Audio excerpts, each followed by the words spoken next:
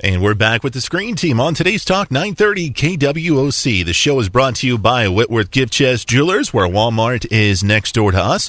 Also, Poplar, Bluff Drywall, and Fearless Social. The next film we're going to review is new to DVD. It's called The 100-Foot Journey. This film came out in 2014, kind of throws in the comedy and the drama elements just like Julie and Julia. It was directed by Lasse Hallström. Lassie. Lasse. Lassie. Wow. That's what I'm going to say. Anyway, the film was based on an adaptation of a book of the same name. The film stars Helen Mirren and tells the story of a feud between two restaurants that are in the French countryside. One is a one-star French restaurant and a brand new got a Michelin star. A brand new Indian restaurant that had just opened up just recently. So that's the little bio of the story. I first got in contact with this film watching previews. We were watching one of the big summer blockbusters or whatever, and this one came up, and it reminded me so much of that one movie called The Best Marigold Hotel. Even though it's different, but it kind of... different story, but it is similar. It reminded me a lot of... multiple cultures, and And I like that film I did a lot. too, so I wanted to give this film a chance, and I know that you wanted to see it as well, so we decided to give it a chance, and this film, not as good as The Best Marigold Hotel, but it's pretty darn close, man.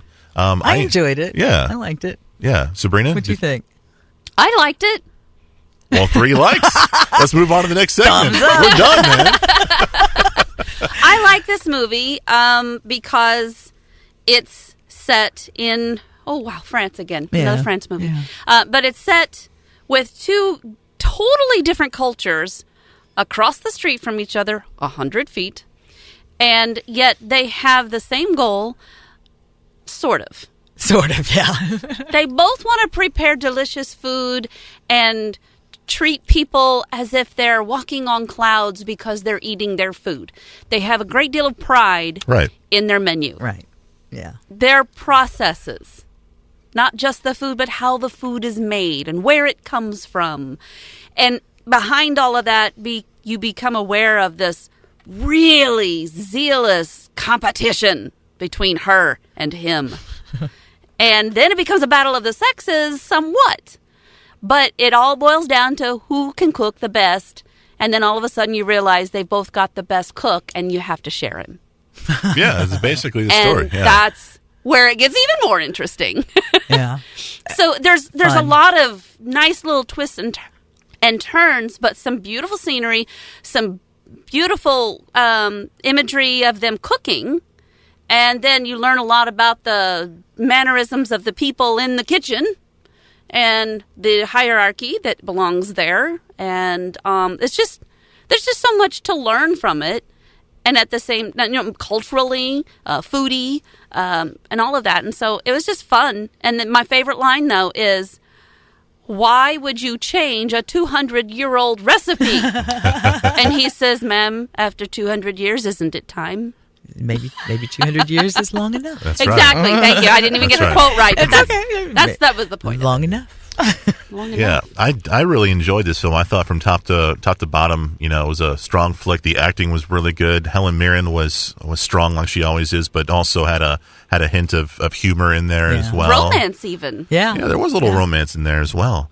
I wanted to ask you guys, did you guys think one of the issues that I have with this film not being like in that perfect category was like maybe the last 15 to 20 minutes of this film, I didn't really like the direction of the main character, and it kind of slowed things down. It kind of slowed the pace. Did you guys agree with that? Yeah, I would say definitely. It was like the story's moving along, and then all of a sudden, doom.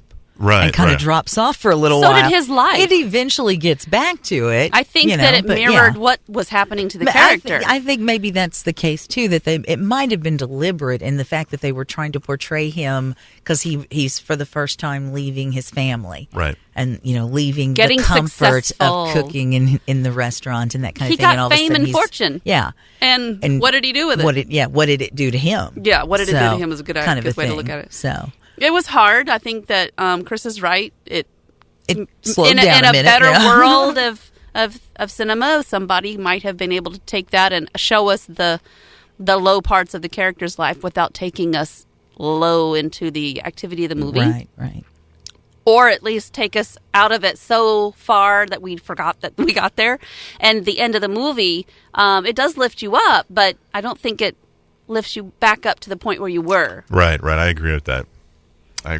You know, one of the things I love most about this, and it's just going to sound crazy, but I love these scenes of them walking like through the French countryside and finding mushrooms and currants and then taking those things that they've just gathered in the wild back to the restaurants. And that just fascinated me. Yeah. I was like, I love that, man. I think I'm going to do that. I'm going to go to your uncle's farm and just start taking rice and soybeans and stuff. Look what I got, honey. All right, fix it now. Exactly. Cook us up something yummy. Here's a facial. Yeah, I thought it was a good movie. So overall, all in all, we'd recommend this film, right? Oh, yeah. Oh, absolutely. Yeah, especially if you like food films, which I love food films. So, yeah. I'm not sure if it's PG or PG-13, but can little ones watch this film? Do you guys remember if there's any... I don't think there's anything wrong with them being in the room. I don't know that they're going to be that engaged with it. I don't know. They'll appreciate it, but I don't think there's anything offensive or... No. There's no sex scenes or anything like that. You don't have to worry about that. And the language is...